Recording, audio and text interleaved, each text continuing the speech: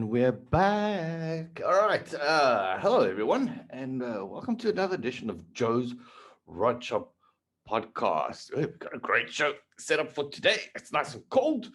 So, yeah, so snuggle up and get a beer, get a glass of wine. Well, not if you're driving, obviously. But, and yeah, let's get ready for the show. All right. So, before we get started, just remember, click that like and subscribe button. Leave us a message. We want to hear from you guys. Which gets me to what I want to do. Okay, so I want to know more about the shops that are out there in South Africa.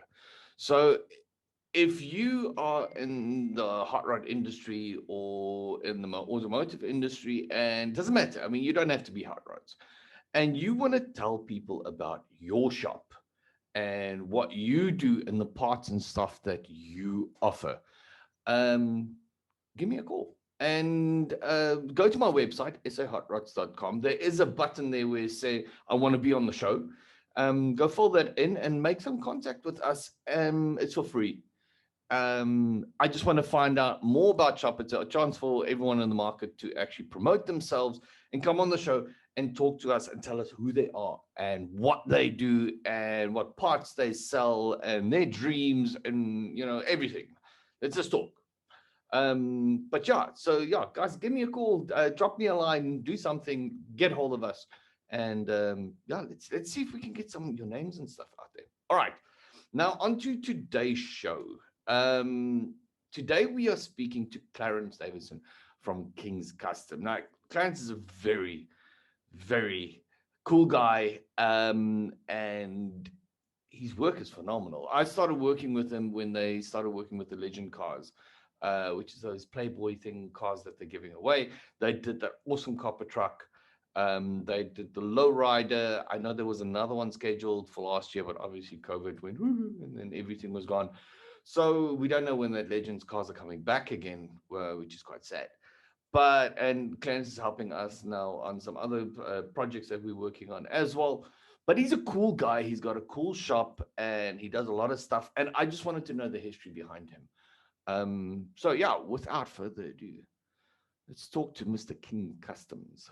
Thanks for being on the show, man. No, I appreciate it. Thank you very much. I love the Zoom meetings and the podcast stuff because I'm a chain smoker. if you sit anywhere else, you know, people say that you're not allowed to smoke, and then people like me get very anxious. Exactly. I want to talk to you about the industry and about you and your business and how you got started. So, I mean, so you are King's Customs based in Eastvale. All right. Okay. And how long have you guys been going for now? Sure. King's Customs has been going for about 4 years now. The name has been going for about 4 years. Since I registered the name and yeah, that's about it. But you've been building cars and stuff for ages. I mean, you're an East Rand boy like I am, man. I'm a proper. Where East Rand do you come from? I'm from Boksburg, bro. Oh, Boksburg. No, I'm a Benoni boy. That's even worse. I saw a sign the other day. It was a billboard where it says, what's it? Boksburg, Benoni, and Brakpan. And at the bottom it said, doesn't matter what side you go, you're going to get murdered. I'm like, yeah. You're gonna pick up a fight. So yeah, but you didn't start it in the hot rod side. You guys have another business for that you guys do suspensions and stuff as well. Yeah. I've my dad. Let me just thank you, Samuel. My dad and my dad started coilover shocks many years ago, before people actually knew about coilover shocks. Mm-hmm. And I was an art lecturer, a sculpting lecturer, because I majored in fine arts and sculpting. And the art departments in South Africa just went for a bowl of shit. So my dad said to me, well, why don't I carry on doing coilovers with him and shocks? So I went into the business with him. I first went and did my trade as a welder. So I did a proper trade, and then I started building shocks with him. And that's how I started, and I've always loved cars. I grew up with my dad having classic cars, building classic cars. You know, when I was about 10 years old, my mom drove I'll never forget, a blue 69 Mustang Fastback, and my dad had a red one. And we had a yellow one standing in the garage for spares, you know.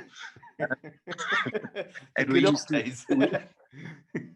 to hate it because we had to help my dad sand the cars over weekends because he sprays them at home, you know. And I always said that if I ever have to do what my dad does for a living, I'll be dead. But now I'm loving it, you know. Exactly. And that's how I've learned. You know, I worked with my dad with the Camel suspensions. You know, he was the designer and the manufacturer of all the shocks. And then from there, I became the designer and the manufacturer of all the Camel shock absorbers. And I think that's where my love for suspensions comes in as well. Yeah. So with every suspensions I build, I push the limits all the way. Yeah. You know, I love to. Yeah. Oh, well, I mean, you're helping us now with the Win My Ride suspension and that type of stuff. So, yeah.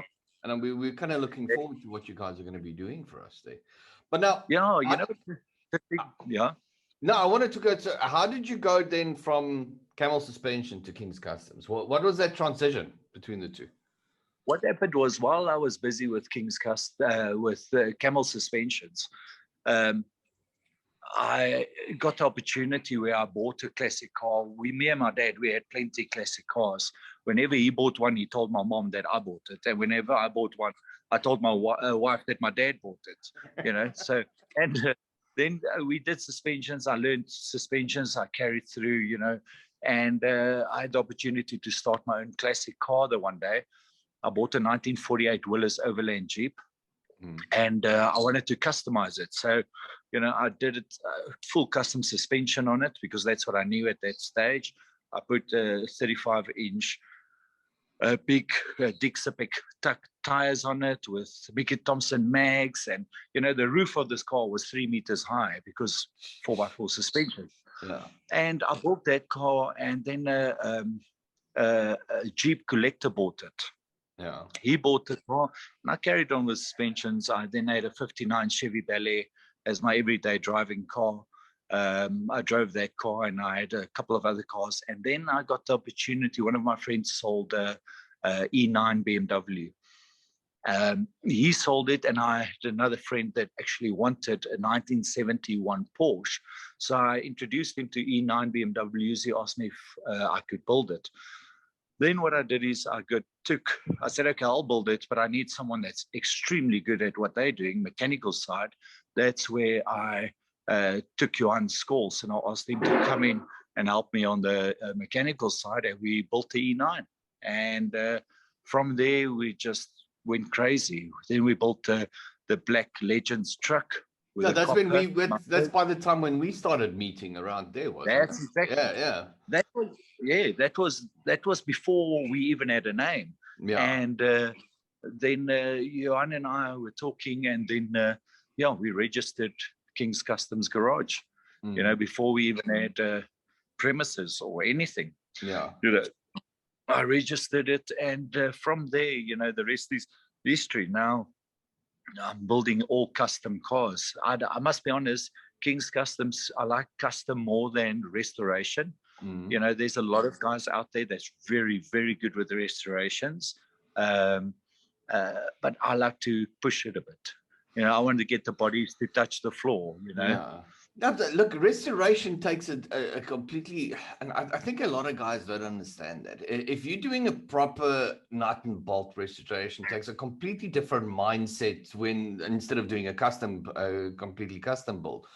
Because if I look at Spotless, who's a Neisner, they do the proper E-type Jags and all this type of stuff. Yes. And you sit with them and you go into all that detail. This is exactly the same sticker that was made on the original, and it's in the same place. Nuts, the same bolts, you know, all the ferrules have to be the same. Everything has to be exactly the same. Exactly, to make it as concourse as humanly possible.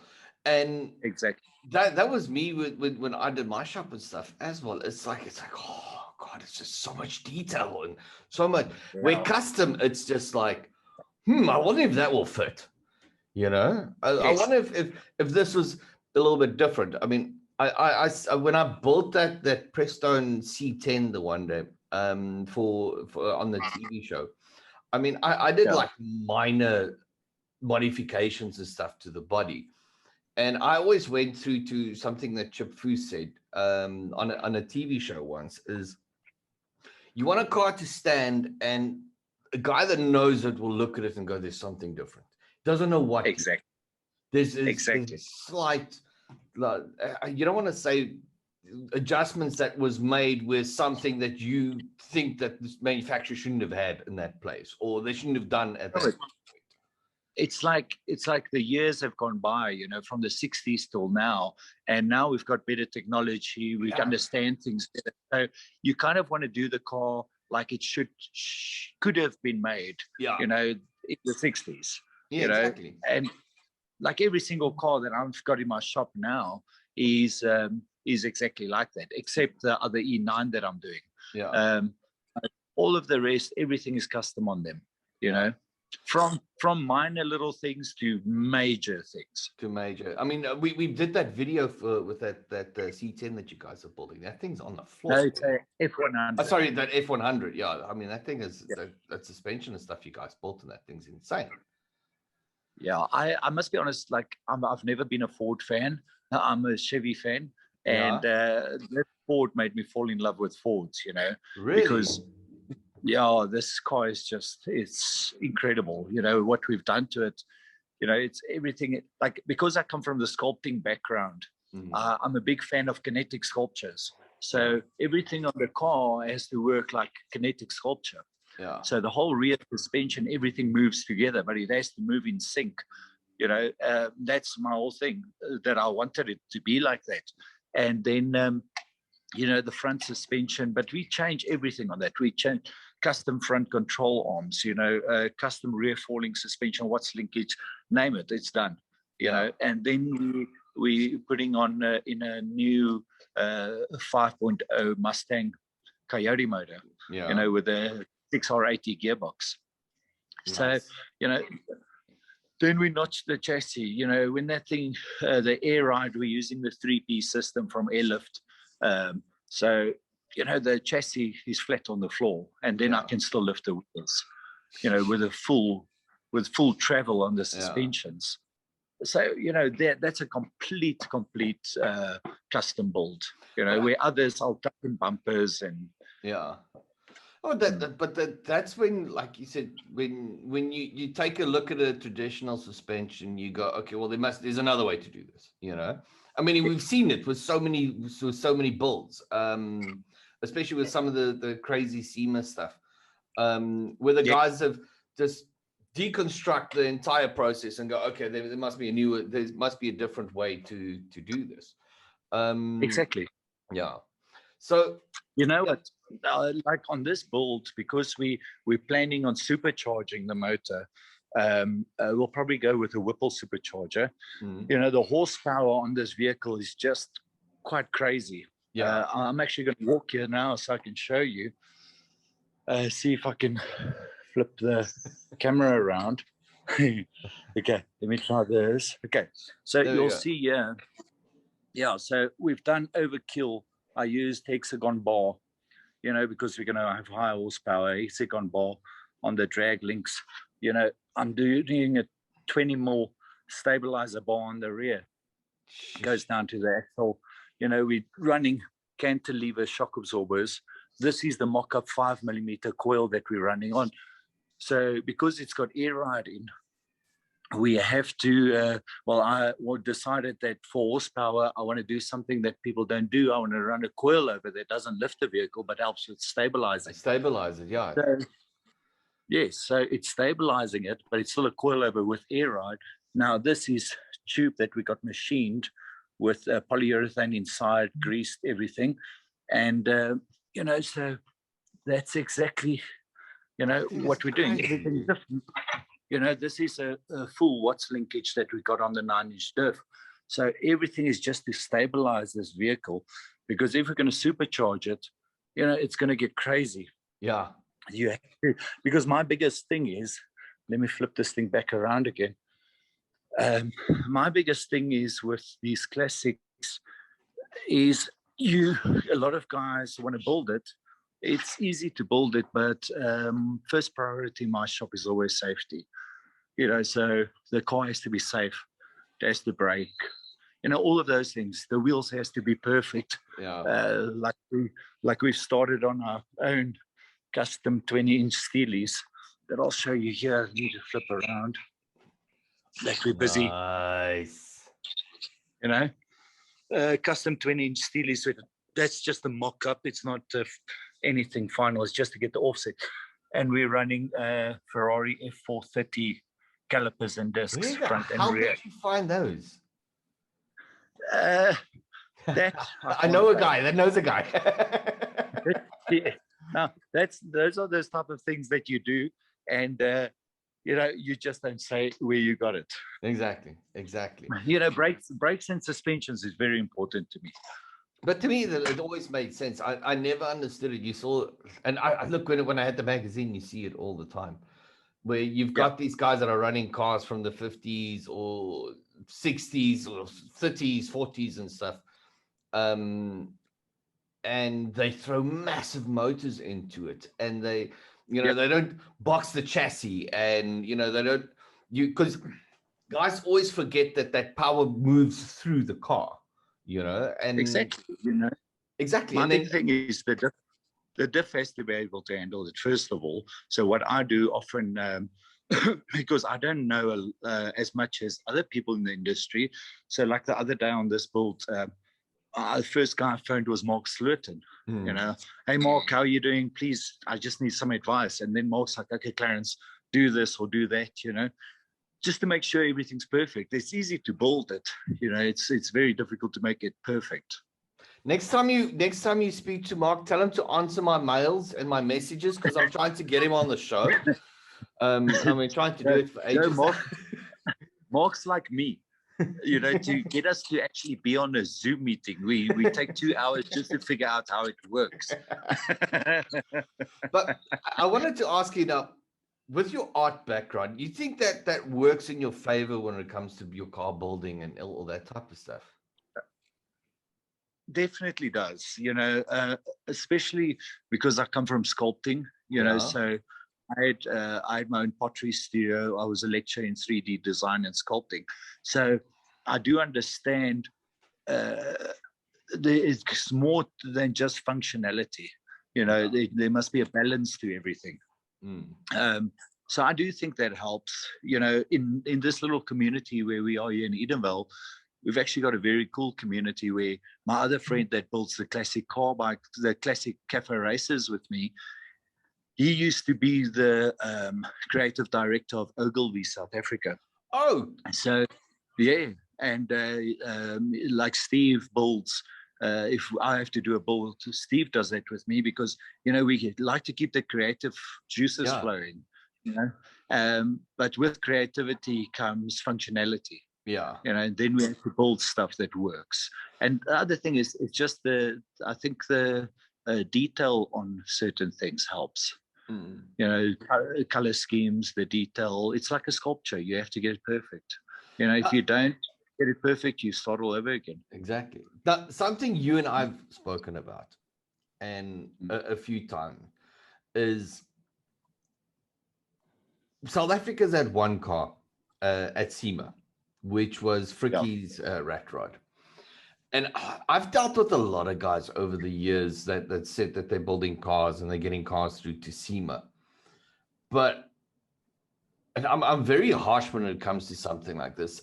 When years ago when I worked with Presto, they wanted to send the truck that I was building through to SEMA, and I said no way in hell, because I believed that all it was it was at C10, because it was just a bagged C10. It had a few minor adjustments and body changes and stuff. But it was a C10. There was nothing spectacular about it. Now, I think guys have this mindset that to build a SEMA car is, you find a Mustang or something, and then they're importing whatever the amount of parts and the biggest motor and the biggest everything. But I always keep thinking that guys completely miss the mark with what a SEMA car really is. Because to me, cars that you like, the car stuff that you do, where you completely change everything. I mean, Ring Brothers, for instance. I mean, Yes. if you look at that, what's Yeah. it, that AMC that they did, the Yes. fact that they Yes. moved the front wheel forward, what was it, 5 inches, because it made the Yes. lines different, you know, Ex- completely rebuilt the dashboard in carbon fiber, but with their own design elements and everything. Yes. That, Yes. I think that when guys say to me in South Africa, oh, you know, we're not at that level and stuff, I'm like, yeah, we are, we can be. We just don't have You the know, budget. it's my thing. I think that's exactly it. We are at that level. Maybe not myself, because I don't think you'll, if you're really an artist, you don't ever think that you at that level yet. So, but there are guys out there that are at that level. I think the main thing is budget. First of all, to build a car on that budget costs a lot. Oh, yeah. Where other thing is just taking your car to SEMA. That's another budget you need. Exactly. So making sure it arrives on that site with no damage, no nothing, in order to go to a show. Exactly. But I know oaks here in South Africa that I speak to, because there's amazing car builders here in South Africa, and they build cars that's any time close to SEMA or better than the cars that's been at SEMA, especially with the classic hot rods. I'm not talking about the 4x4s and those things. But I do think I've got one friend, he's actually not even known as a car builder. But if I have to take one of his cars to SEMA, people will go crazy. And that's the owner of Unka 4x4 accessories, Len and his brother, so if they have to take one of their custom vehicles there, people's minds would be blown. But, is it worth it? Why do you want to do it? Is there a budget? It's just a personal thing, I think. But this brings me to another part. Again, this is something that I've been playing around in my head for years. And obviously there's not something we can do anytime soon because of COVID and stuff. Yeah. There is no show or no platform in South Africa to show off local builds.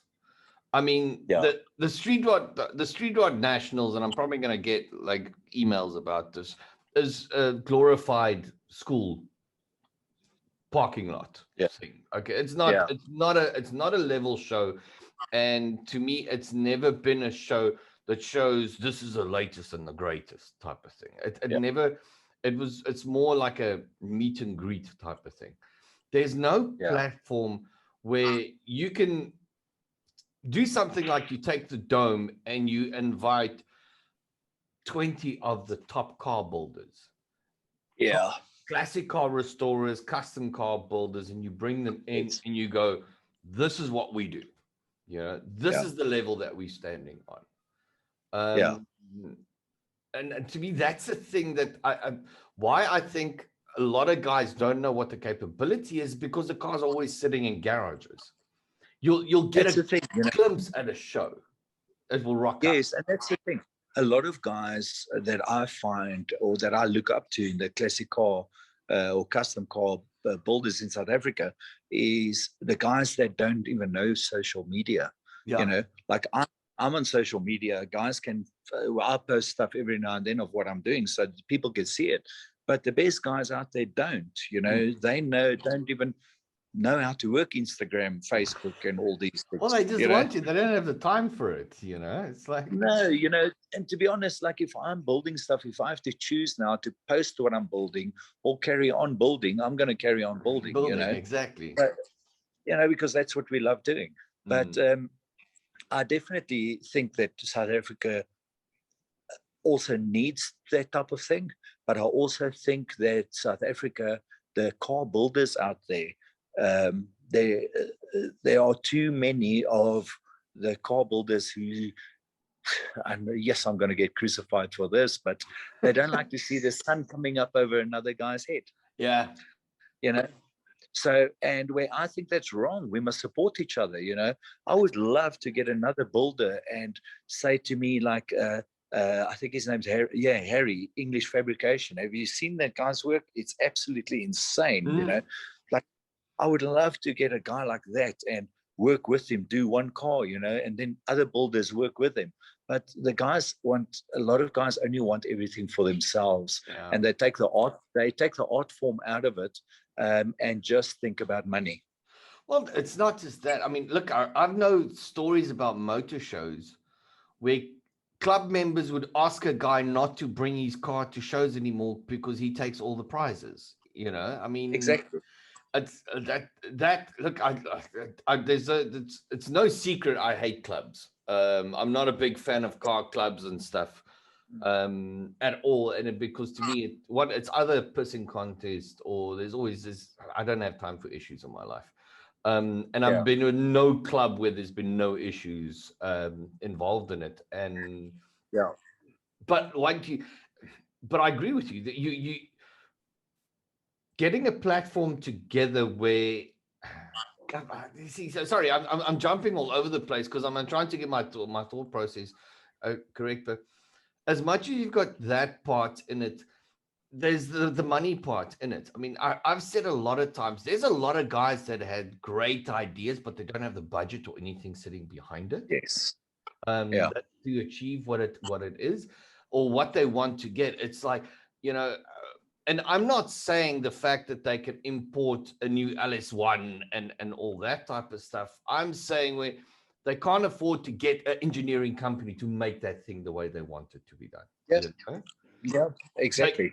They've got the ideas, and I've said it a lot of times with there was that fricky foos thing a lot of times where guys just completely slated guys' cars, and you're like, yeah, but I see where he's going with it, you know. And he probably didn't have the money to do it, and he was trying to do it himself, and his fabrication skills wasn't where it was supposed to be. But I kind of see it. But he still spent a shitload of time on it, you know. Yeah, exactly. He still built it, you know. Exactly. He didn't walk into a showroom and go buy it, you know. He fucking made it by himself, you know. It's like I always say, I'll never criticize someone that's more successful than me. Yeah. You know, you can't, you know. Those are the people that you phone them up and you say, listen, I'm busy with this. I know you've done it. So please, can I get some advice? Yeah. You know, and often guys are too proud to do that. You know, believe me, I've messed up, you know, and but then I've got guys that I phone and they say, Clarence, just this or that, you know. Yeah. It's just to work together. I've heard of shops where guys would phone them to help set up Jag suspensions, and he wants to charge them on to tell them how to do it.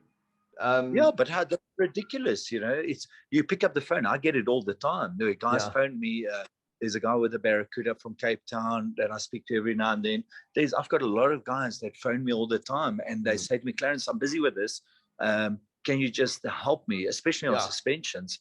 And then I'll say to them, okay, just remember when you do this, do that, check for this, and then it works, you know. Yeah. Like I've got another guy, he's also a car builder. He just started off a young oak, and he came to my shop. He said, Clarence, you know, I'm building these cars, but I don't have the experience yet. So will you be able to help me? So I said, no problem, you know. So I'm actually guiding him through building these classic cars, you know, but how can you charge someone for that? I think it's a bit ridiculous. If you don't want to help them, don't help them.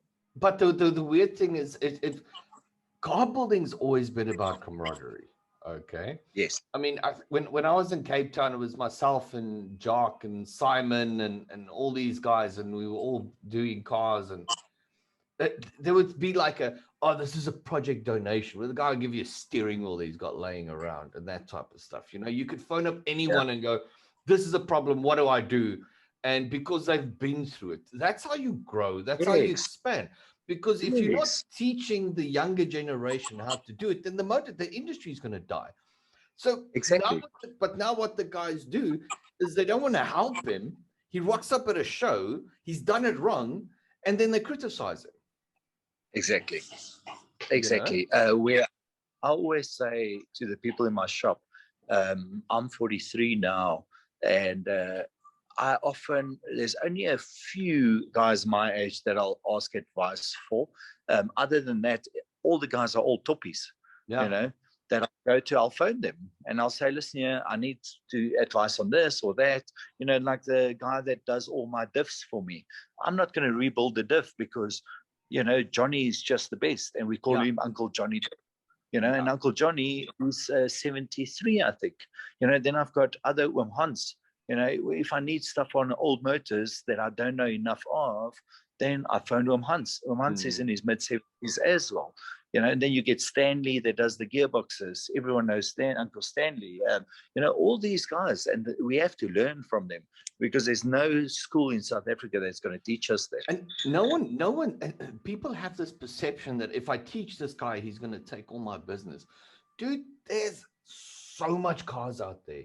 And the problem is there's not a lot of guys doing it right from the word get-go. Yeah. Because listen, in all honesty, every car, unless you are on your 17th C10, okay, you do not know C10s, okay? Every car that comes in is R&D, everything. Exactly, no, for sure. Excuse me. Like I've got 2 Valiant Barracudas in my shop now. I've never worked on them before, so the one we actually doing a full custom exhaust on it, that we're doing it ourselves, that there's a lot of science behind it. I'm doing this Barracuda on air suspension as well. Barracudas, I don't know of any other one that's done on air, so the process to get everything perfect. I've got a 46 Mercury Coupe that I'm putting on air, now you have to build everything, I've got 57 Chevys, we're doing LS motor, twin turbo, also running on air, so like you say, everything is R&D. Exactly. Guys, as much as you think that you can jump onto Summit and just go buy the parts and this type of stuff, it doesn't work. I mean, unless you are ordering a suspension from the big guys in the US or something like that, which I got involved in a Corvette project a few years ago. And what was that suspension? Man, it was beautiful. You order it for a C2 Corvette. Bro, it's half a bar. Landed. Yeah, exactly. It's perfect. Yeah, it's perfect. But it's hard. If there's a budget there, let me be honest with you. If they're one of my clients, if they've got the budget, I'm not going to build it because there's companies in the US that's done all the R&D. Like I've done a Impala where the budget was there for the suspensions and the brakes, everything, and it was so awesome. I phoned Jace from Jace's Classic Spares, ordered the stuff, it came in. It actually, from when it came in till finished, took me 2 hours on fitment because the research was done. Look, the industry is changing. I mean, you've got those guys in Cape Town, E-Rods, that's busy building Etienne suspensions and stuff at the moment. Great idea. Look, Etienne is awesome. South African suspensions has gone through so many issues. But guys coming and going and screwing up and this type of stuff, because you feel the same as I do. I hate jack suspensions. Can't fucking stand them. I hate jack suspensions, especially on the rear of vehicles. I always use solid diffs. I've learned to like jack suspensions on the front. The reason why I hated them on the front is because no one got them right. Yeah. Your jack suspension so ugly and big and bulky. Exactly. And to me, it was always on a 30s rod. It's just overkill. If you had like a 50s, it doesn't work. Yeah. 30s. I find the jack suspensions, that's my personal opinion, works on a vehicle that you're not going to see the suspensions, but your degrees has to be right, all of those things. I've got a C10 coming in next week where the guy has been busy with it for 4 years.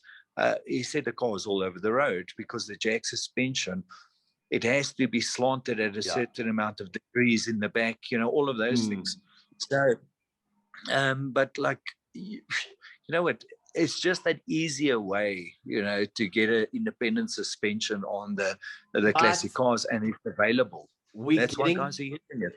But we're getting to the point. I mean, I work with Jag Damien, these guys, where parts and stuff, finding suspension. Where that's getting hard. Like I've got old guys, guys in his 80s. He's been collecting these his whole life. So whenever I've got a client that brings a Jag in suspension in, I just go to this woman and I go and buy some, but they're not going to last forever. And that's why I've already started manufacturing full front independent suspensions. We have to, but we've been saying that for years. I mean, that's what Etienne, where they're working with these Isuzus and this type of stuff, starts making, makes sense. So, like I said, and the BM stuff is working and stuff. But I know guys they don't like the struts and stuff that pushes up towards the top. I don't. The coilovers. Classic car it has to have a bottom control arm, top control arm, and it has to have coilovers, or air ride or whatever. Those towers with struts don't work. You need a stub axle that takes a ball joint top and bottom. That's classic car, and you have to manufacture those. And we've started manufacturing stub axles for that application, and top and lower control arms. And where I've done that the first time is about 5 years ago, where I, even before I started really building classic cars, I did an Illinois Mustang where they gave me the You're not allowed to call it Illinois anymore. You can get sued now. It's just, you did a Mustang with that body kit. Okay, I don't give a shit. But where that guy, I had to build a complete custom front and rear suspension, where I built all the control arms, the cross brace, every single part on the suspensions was built. And the rear, everything was built.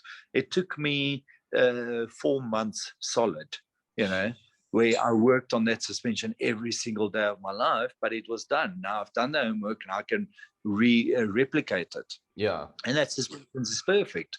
But the thing is, it does take a lot of time. And we don't always have the budget or from our clients to manufacture that type of suspension. So then, we go for the Jag or we go for the Isuzu, and we improve it. Yeah, exactly. Just don't try and reinvent. But that is another issue that a lot of shops have always done, is shops charge clients for the R&D. If you have to make a bracket 4 times to get it right, you can't charge the client for all 4 brackets. You can charge them only for the one that you did right. Exactly. And that I know was a big issue a few years ago in the industry, was because companies just didn't find. But building cars has just got so expensive. It did. The other thing is what I've got issues with lately, and other guys can probably vouch for this, is that South Africa's got a shortage of steel in the country. So the whole world's got a shortage of steel. Exactly, and like on my chassis, when I notch my chassis, all the steel I use, it's not mild steel, because mild steel is not strong enough for your chassis. So I use the steel that they actually make chassis with. And that grade of steel, I have to get it laser cut. I have to, and sometimes it's just not available. And then instead of me getting it in 3 weeks, I have to wait 2 months to get it. Thank you, Samuel. I have to get it in, and it takes time. Engineering guys, they so far behind with all the engineering work because of last year and this year that, it's just an issue that we have to just wait a bit longer. It's like I've been waiting for a set of Detroit steel wheels. It's been a year, because they stuck at customs, So that's when it's all these struggles that we have to go through, and everyone goes through. That's why I teamed up with a good friend of mine, and they manufacture aviation wheels, and that's why when we decided now to start manufacturing our own 20-inch steelies. Now, so there's opportunities, you must just take it.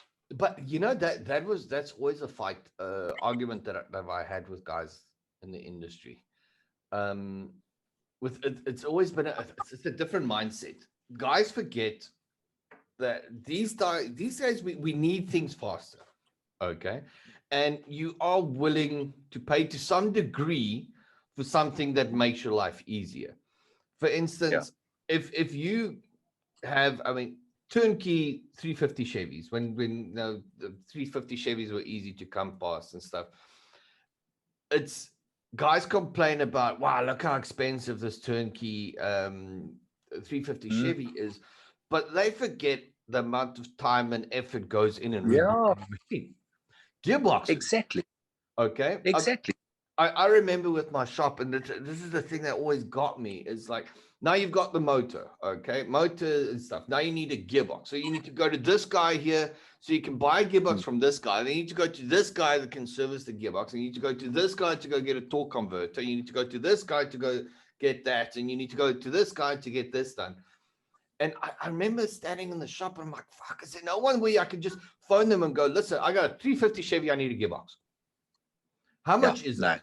Can you deliver it? Yeah. Yes, we do. No. It comes with coolants and everything, the right torque converter, alles done. Deliver. Thank you. And that's a part I think that South Africans need to get to, is where the point where we want bolt-on. Okay. We want bolt-on. That's why there's guys out here where we buy the LS motors from, you know. Yeah. You know, Mark, like Rocket 88 is doing phenomenal with LS. I just wanted to say Mark from Rocket 88, you know, Mark is awesome, and he's always on the phone if I need anything, you know, because if I say, Mark, I've got a kind of like a build where, you know, I need this type of LS motor. Mark says, Clarence, there's your guarantee. I bench started. I do the mapping for you. You get a video of your motor started, gearbox running. Okay, gearbox isn't under load. Okay, but everything up, connect when it arrives. Yeah, and he maps it according to the diff ratio and the size of the wheels I'm putting on. You know, so I know that headache is gone. Exactly. You know, because it's easy to just put a motor and a gearbox on, but is your diff ratio right? Is your size of your wheels right? You know, and Mark understands that. And now there's other guys out there that's starting to do that. You know. And I think it's brilliant, you know. I pay Mark and I motor. But guys don't. If you run from a shop environment, what guys don't understand, that is like 2 weeks work that he's taken away from you. Okay, when time is money, minimum, So time is money. That motor arrives now. In the old days, so the motor arrived, everything goes in. Now you have to go get the ECU. You need to get someone to go map it. Okay, you need to sort out. Now it's in. What's the different gear rate? Now you need to get a guy that actually understands the whole thing to come and set up everything for you. Exactly. And he can't come on Tuesday. He can only come next week Thursday because he's busy. Exactly. And it's time. Guys forget, like I said, the further we move on and we get to the point of bolt on everything. I mean, I spoke to I years ago I had a conversation with, I think it was called Power Brake, and we were talking about brake upgrades for South Africa, and they're like, we looked at the hot rod and muscle car industry, but there wasn't enough Mustangs and Camaros and this type of stuff. And I'm like, God, that makes sense, but why don't you do a brake upgrade for a Jag? I said, because 80% of the cars in the country was running Jag. And they're like, oh, I'm like, well, once again, bolt-on scenario where look at the local industry, look at what we have available, and then start manufacturing. The issue I know a lot of shops sit with is the guy they don't want to do multiple manufacturers because they're too scared they're not going to sell it. Okay. So they charge arm and a leg for a one.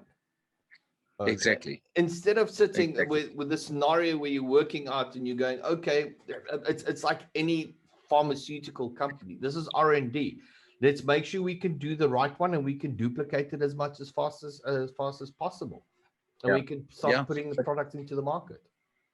It's like I get so many JX suspensions into my shop that I've done the R&D on it where I can fit either BMW M5, M6, M3 discs, the Brembo discs and calipers on them. and I've got all my laser cutting parts. So once I've got it, it takes me a day and it's fitted. Yeah. Then on this truck that I'm doing now with a Ferrari, it's a little bit more difficult because these things are just huge. Yeah. They are massive. So that took a bit longer, but you can have these parts to fit aftermarket discs and calipers on them, like the other 57 that I'm doing for a client in PE. He's I wanted to keep Chevy with Chevy. I know the M5 discs and calipers fit on it, but I imported a set of 2020 Camaro SS calipers, Brembo calipers, and discs for it. And I was lucky that the holes on those is the same as the BMW. Oh wow! So I've got the kit. Yeah, I had the kit sorted out, and it didn't take me long to fit it, but it has to be perfect. So yeah, I know what you're saying. It is quite an issue. It's not like in the States where we could just go around the corner and buy them. Exactly, but we need to get to a point where that becomes available in South Africa. That makes up for it. I mean, yeah. See, there's a shitload of F100s, a shitload of C10s and stuff in the country. Yeah. Not much difference between the box shape and the round shape ones and this type of stuff. Yeah, but no. It's slight adjustments and stuff.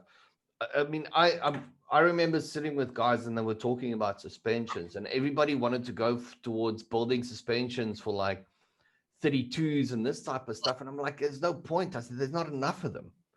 I said, yeah, there's not enough.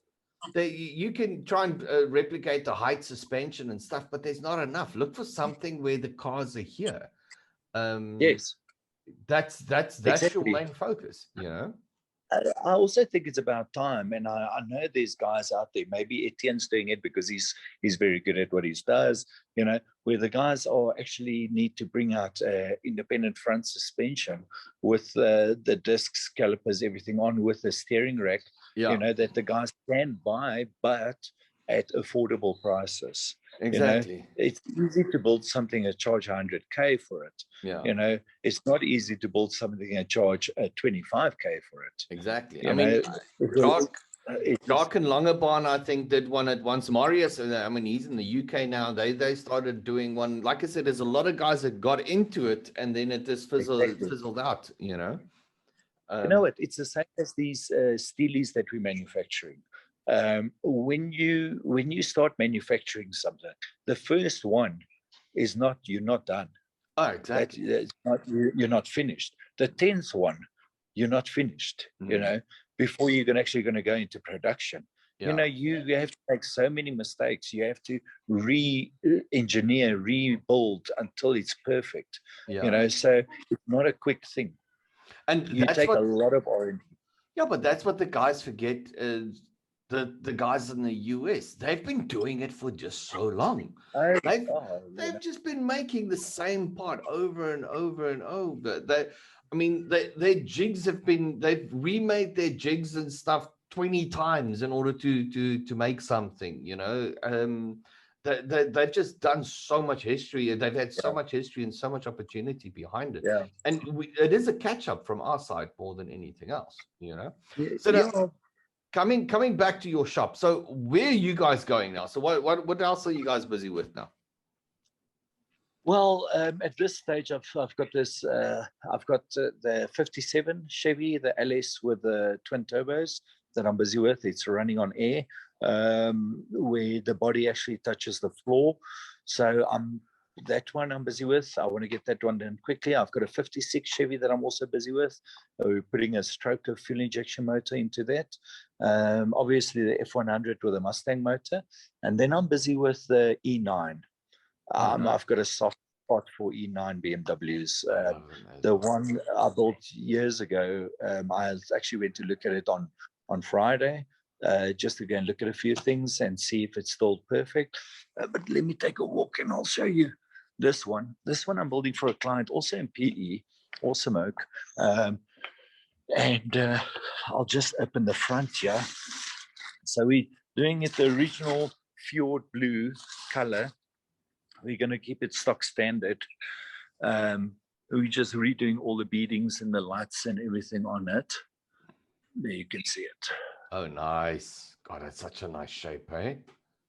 Oof, I love these cars. So, we're busy on that one. I want to Okay. get this thing What is running. that? What is that red thing sticking out the side of the camera there on the right? That thing. I like the old This- school stuff. This you don't get often. So this is a 1946 Mercury Coupe. Don't look at the wheels; it's the wrong wheels. Obviously. So it's a 1946 Mercury Coupe Oh, that's a nice that we body, put eh? on air. So you can see how low it is. We're running steelies on it, and we've got fender skirts for the back that we're actually going to close it in. It must have fender skirts. Has that been tubbed, hey? You didn't widen the fenders, or that the fenders and stuff hasn't been widened on that? No, not at all. Nice. The reason why I didn't widen the fenders, I don't like to cut on a 46 Mercury Coupe. Obviously, they but just- I always believe you go in, you don't go out. To me, always. I never liked it when guys widen fenders that much. I'm like, you're just taking all that style and everything away, yeah? Yeah, certain oaks do it and it looks perfect. What's his name?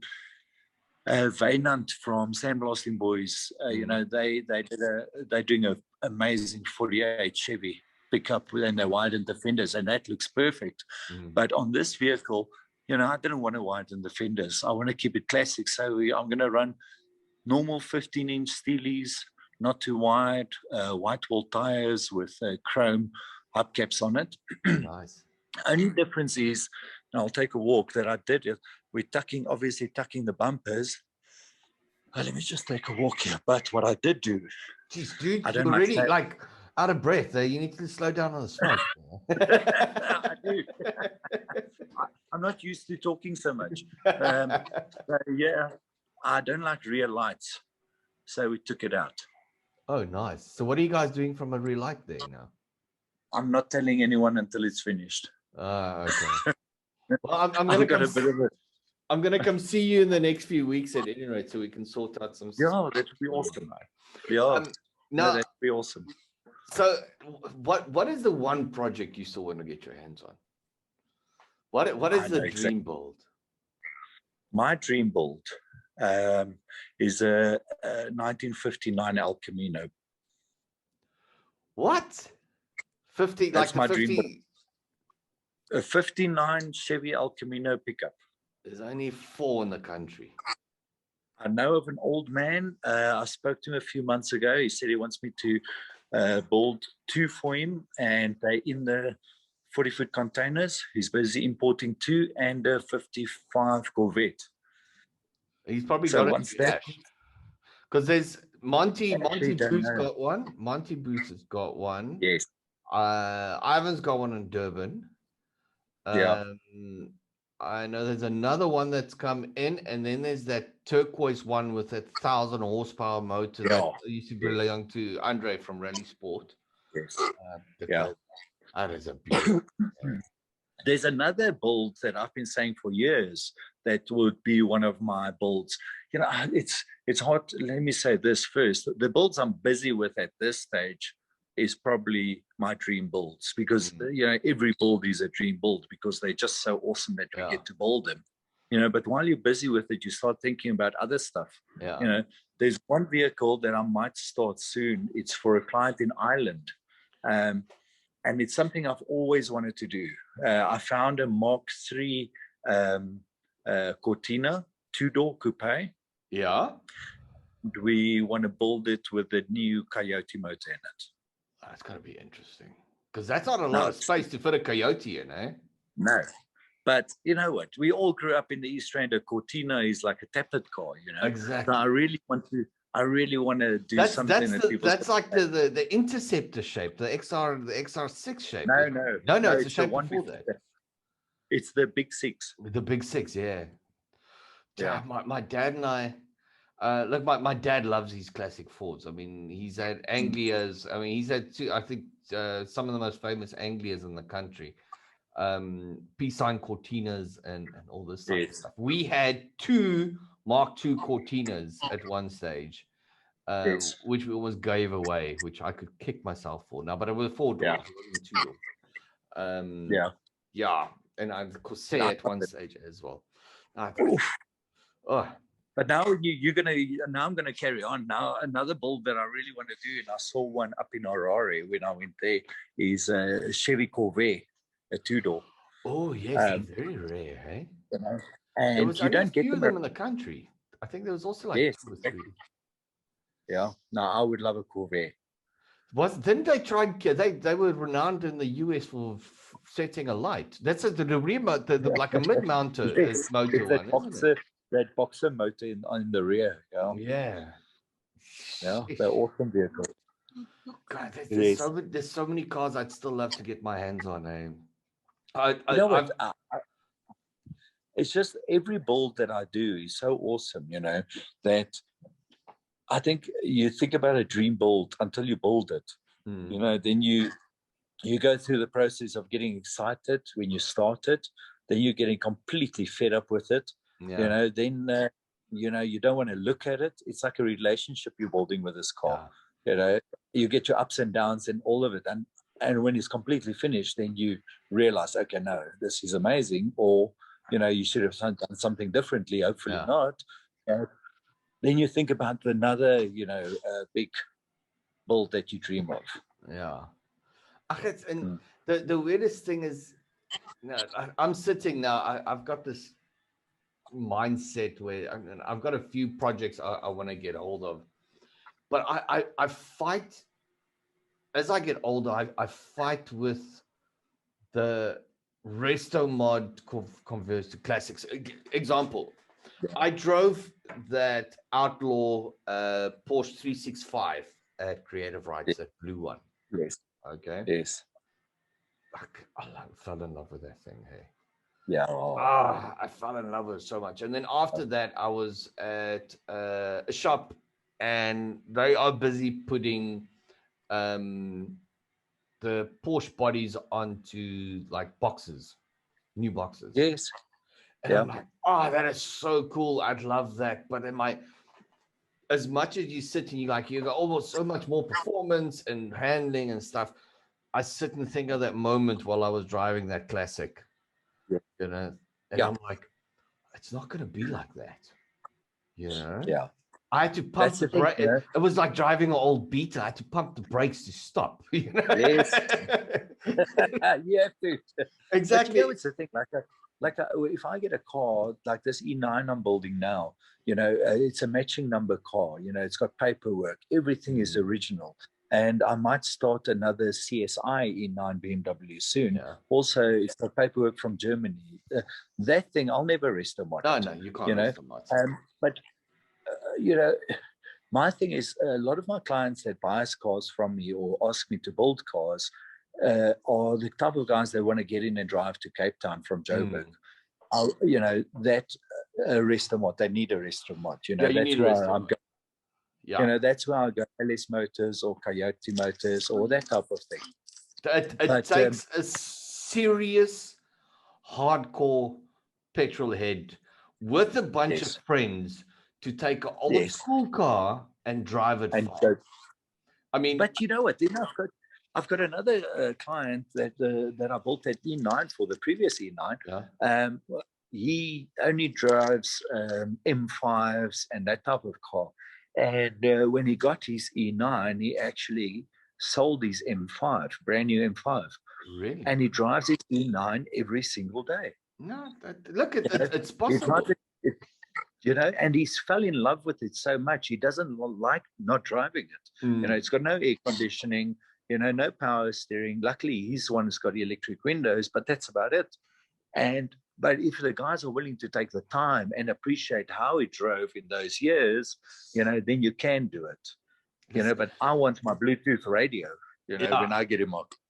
Look, I think back of road trips I did, driving to motor shows in, my Valiant, my 49, and, where it was like 900 Ks and stuff. And you're breaking down every 2-3 hours. You're on the side of the road because one of the cars is broken. But you have to take the petrol filter off because you don't have another one Exactly. And, at the next place you stop, you pull into the Midas and you go buy 5 fuel filters, and then you have never fuel. The funniest thing is you keep those 5 in your car for like 3 years, because at that moment it never gives problems ever again. Exactly. I mean, we laughed. I went to Speed Week, Abby and I had that Valiant, and man, I stopped at the Midas in Uppington just before we hit the pan, and I ran through everything there, and I bought so many tool parts and everything, because I just thought of what could give out of that car in the lot, the 250 Ks before you hit the pan, and while you're on the pan. I think I sold it with all the parts, everything in the back of it. But it's like I said, to me that was serious memories. I mean, until you've done a road trip in a 30s or 40s or a 50s car. Yeah.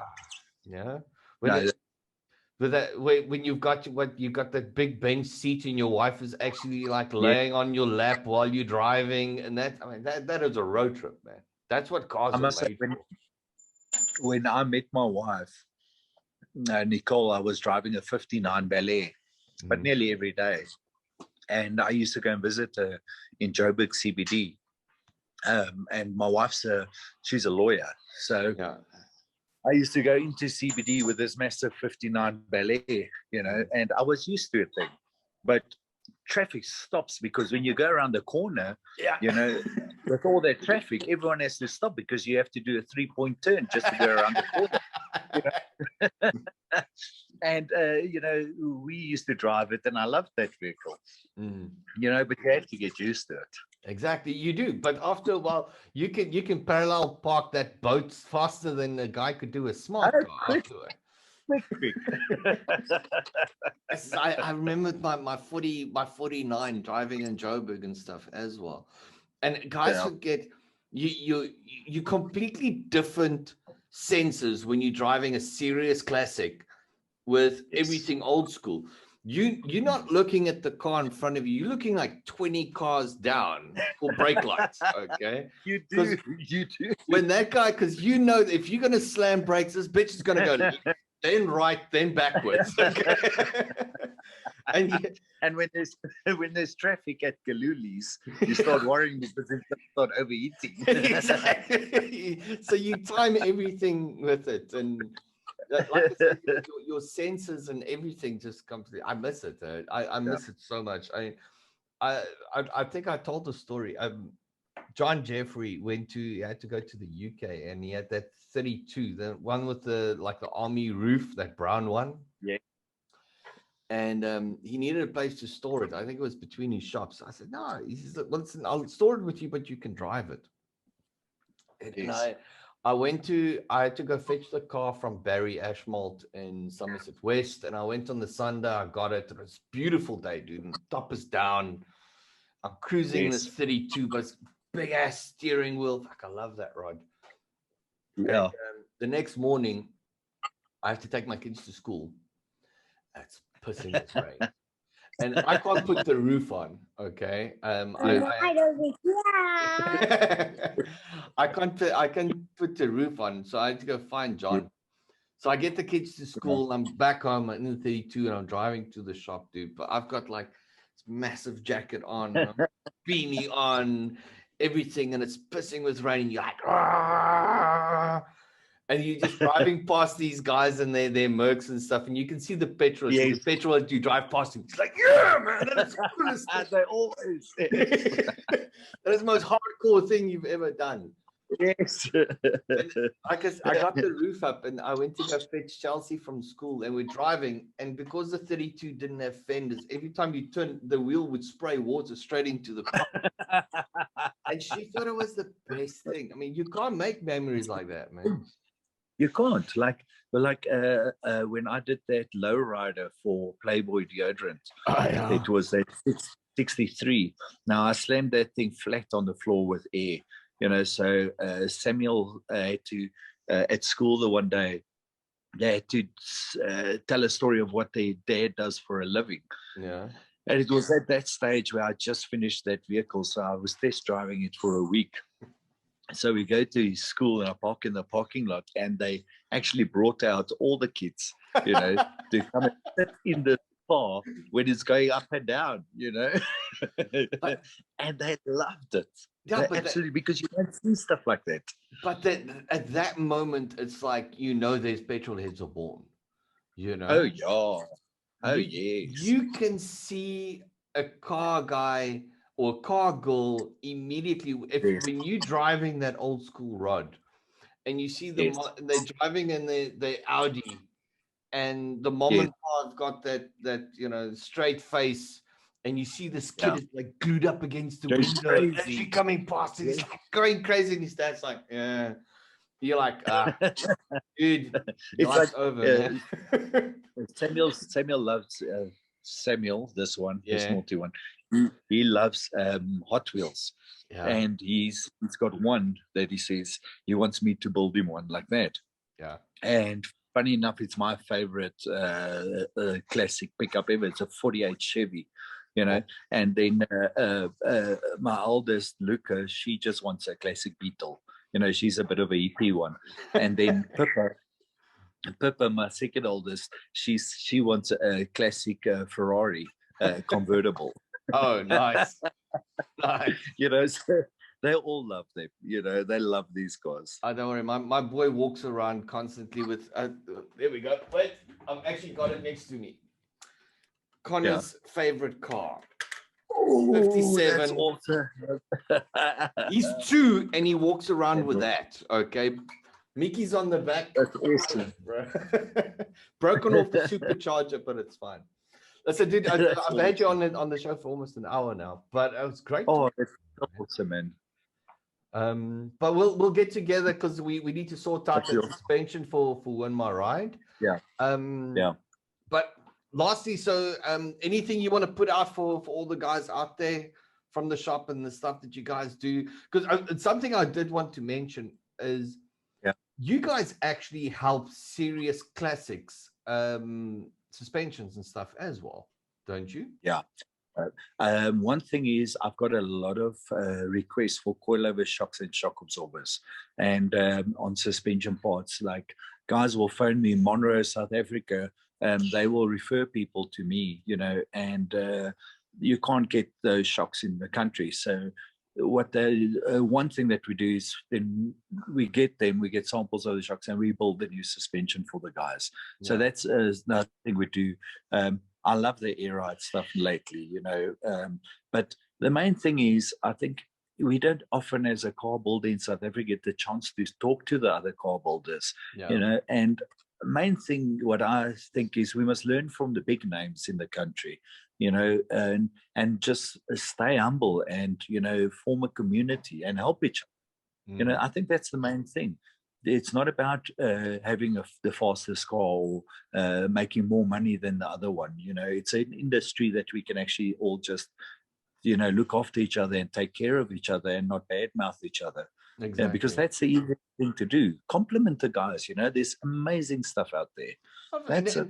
If you see he makes a problem, don't bitch at him. Help him. No, just Exactly. like help him. You know.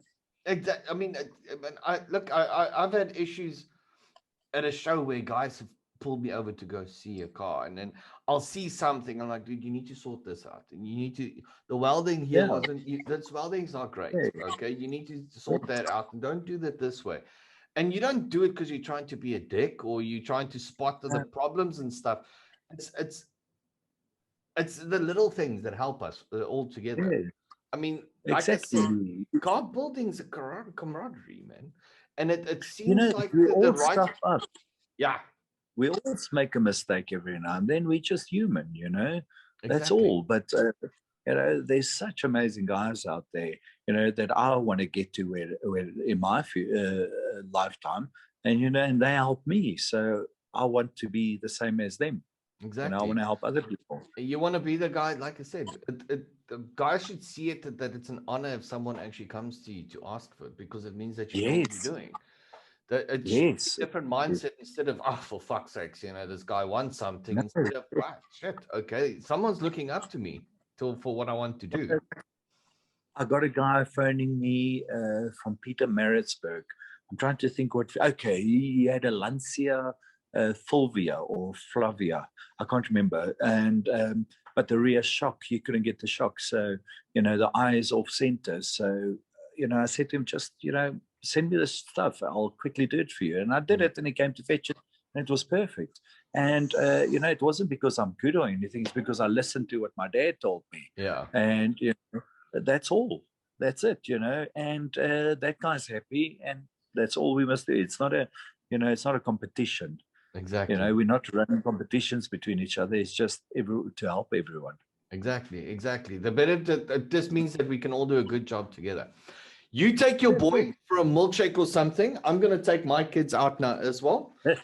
Dude, Joe, awesome to see you. And when you're in the area, you're invited for dinner. Done.